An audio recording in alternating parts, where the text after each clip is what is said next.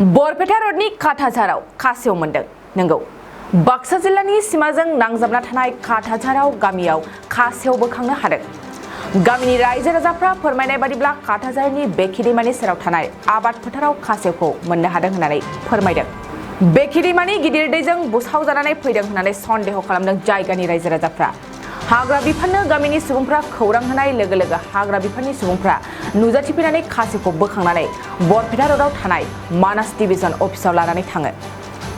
बे समाव बरपेटा रोडनिफ्राय अनजय बसुमतारीनि खौरां। আমার বরপেটা জেলার কাটাঝারত এখন কাছ উদ্ধার হয়। বেকি নদীর বারণী পানীয়ে যোৱাকালি যেহেতু বেকি নদীর পানী বহুত বাঢ়িছে, বাঢ়ার ফলত বেকি নদীর পাৰত খেতি পথাৰত এই কাজটো উদ্ধাৰ হয়। কাৰণ নদীৰ পৰা আমাৰ খেতিত আহে, খেতিত অহাৰ পিছত যিজন খেতিয়ক যুৱক এজনে এই কাজটো প্ৰত্যক্ষ কৰে, প্ৰত্যক্ষ কৰাৰ পিছত কাজটো উদ্ধাৰ কৰে। উদ্ধাৰ কৰাৰ পিছত আমাক খবৰ দিয়ে, আমাক ক'লে কাজ এখন উদ্ধাৰ কৰিছোঁ। তাৰপিছত আমি বৰপেটা ৰোড যিটো বন বিষয়া কাৰ্যালয় আছে, বন বিষয়া কাৰ্যালয়ত আমি খবৰ দিছোঁ। ইতিমধ্যে তেওঁলোক আহি আছে, তেওঁলোকে কৈছে অনতি পলমে তেওঁলোকে আহি কাজটো তেওঁলোকে বন বিষয়াসকলে লৈ যাব। কাজটো হয় বেছি সময় নহয়, আধা ঘণ্টা আগতে আমি উদ্ধাৰ কৰিছোঁ, আধা ঘণ্টামান হ'ল। এতিয়া আৰু 5 মিনিটৰ ভিতৰত এই বন বিষয়াসকল আহিব, আহি কাজটো তেওঁলোকে লৈ যাব।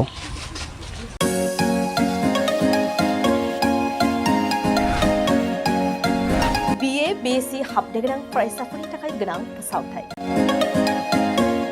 गसाइगाव जारागुरि गोविंद बसुमतारी फरायसालिमायाव BA BSc डिग्रीनि मुं थिसननाया सोलिगासिनो। गिबिसिन मुं थिसनहैनाय सा 150 फरायसाफोरा बेसेन नाङाजासे मुं थिसननो हागोन। 150 निफ्राय 200 सानि गेजेराव 75 जौखोन्दो रेहाय, 201 निफ्राय 250 सिम 50 जौखोन्दो रेहाय आरो 250 निफ्राय 600 नि गेजेराव मुं थिसननायनि रांखौ 25 जौखोन्दो रेहाय होनाय जागोन।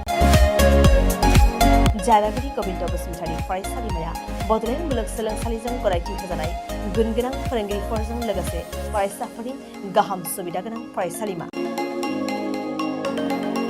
बड', इंराजि, Assamese, political science, history, economics, education, philosophy, sociology, geography आरो मेथ्स आयदाफोरखौ लानानै फरायसाफोरा बे फरायसालिमायाव फरायनो हागोन।